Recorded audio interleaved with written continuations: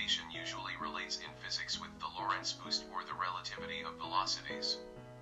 If, for instance, the origin O of a Minkowski plane is a space-time event and the point H is a different space-like event, then the reference frame where H and O are simultaneous is found by rotating H on the corresponding hyperbola, until reaching the null time point J. The pseudo-angle, phi, related to this rotation is linked by the hyperbolic tangent to the velocity of the wanted new reference frame. The new space axis goes through H and the new time axis is the symmetry according to the light line. Since the introduction of relativity, the concepts are rather weird and really unusual. The message was to forget the Euclidean space for the hyperbolic one. But precisely that's not fair because there is still an Euclidean layer related to the hyperbolic reality. A simple relationship relates the red point, H, rotating on the unit hyperbola to the blue point, E, rotating on a unit circle. That's the intersection of the line of rational parametrization of the unit circle, that defines E, with the vertical line, located at the inverse value of the abscissa of E, according to the same circle.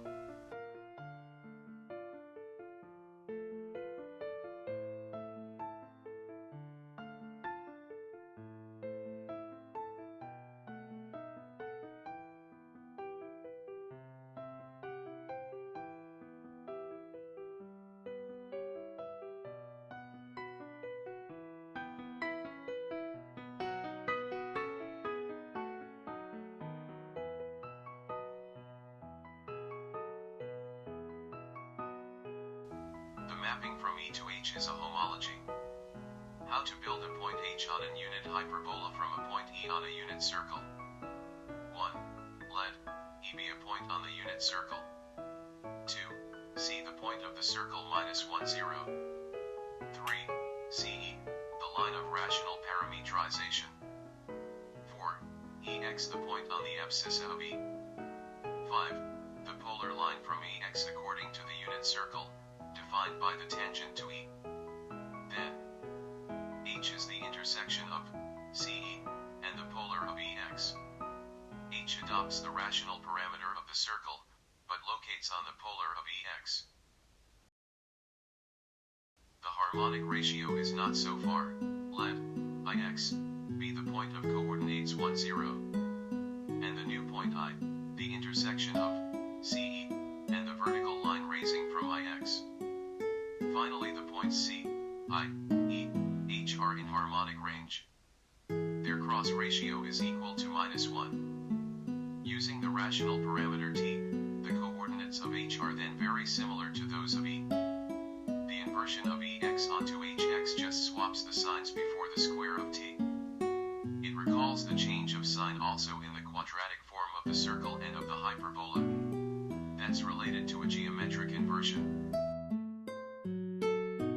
Going back from rational parametrization to angles and trigonometry, the location of E is defined also by an angle θ. H is relative to the hyperbolic angle phi. The ratio of the coordinates of H provides the number hyperbolic tangent of phi. Beside that, θ is named the Gudermannian of phi. That helps to define relationships between the trigonometry of θ and the hyperbolic equivalent for phi. Essentially, tangent θ is the ordinate of H so that, as its abscissa is the inverse of cosine θ, thus tangent phi is equal to sine θ. The relationship is not symmetric, as tangent to tanh, sine to sinh, cosine to cosh. We'll develop a more symmetric relationship later. We can also develop these notions at the level of complex numbers. The plane for E can be the complex domain C with the units 1 and I, with I squared equal to -1. E is represented by the matrix, small e, of a complex number, involving cosine θ and sine θ with a -1 on one side. The plane for H is the split complex domain D, the Minkowski plane. D has the units 1 and j, with j squared equal to +1. H is represented by a matrix, small h, that uses hyperbolic cosine and sine without minus sign at all. In order to establish the relationship between the two complex numbers, superimposed, we get two operators, T1, T2, that help to relate E and H, through small e and h. The matrices used here that represent complex or split complex numbers, support intrinsically the notion of rotation, either Euclidean or hyperbolic. These matrices can operate on points and provide rotated points. Let's now consider that H is the result of an hyperbolic rotation of pseudo-angle phi, that can be decomposed by the means of an Euclidean rotation of angle theta. The starting point is then Ix, on the hyperbola and on the horizontal line, for a null angle. The first operator, T1, translates Ix to the foot of H, Hx. The rotation operator, R, rotates then Hx by the angle theta, reaching then, at the ordinate of H, the point, Hy. The third operator T2 translates Hy, by the same shift in the same direction than T1, onto H.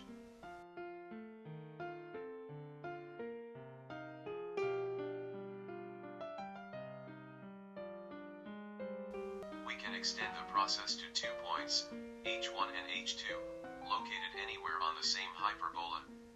Obviously, H1 and H2 are the respective images of E1 and E2. When a running point E, on the Euclidean plane rotates from E1 to E2, from the angle θ1 to θ2, the running point H rotates on the hyperbola from H1 to H2, from the pseudo-angle phi1 to phi2. However, the mechanism of the previous matrices relies on a different rotation angle.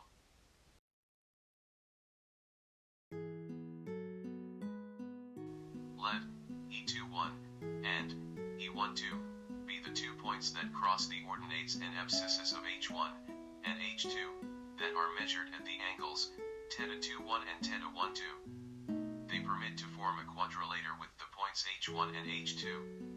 Therefore, T1 shifts H1 to E12. The rotation operator, R, is based on the angle θ21 minus θ12 and rotates E12 to E21. This angle is different from θ2 minus θ1. Finally, T2 shifts E21 to H2. E12 and E21 are hybrid points, so that the angles θ21 and θ12 provide hybrid trigonometric relationships.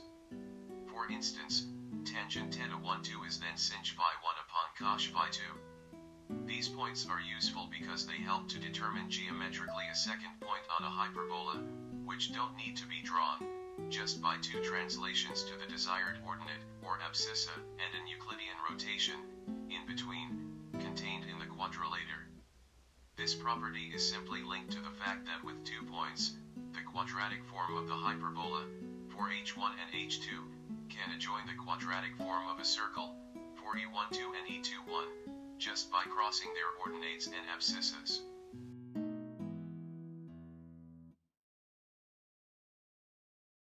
A new Gudermannian angle appears, θ21 minus θ12, related to the hyperbolic rotation between the pseudo-angles, phi1 and phi2.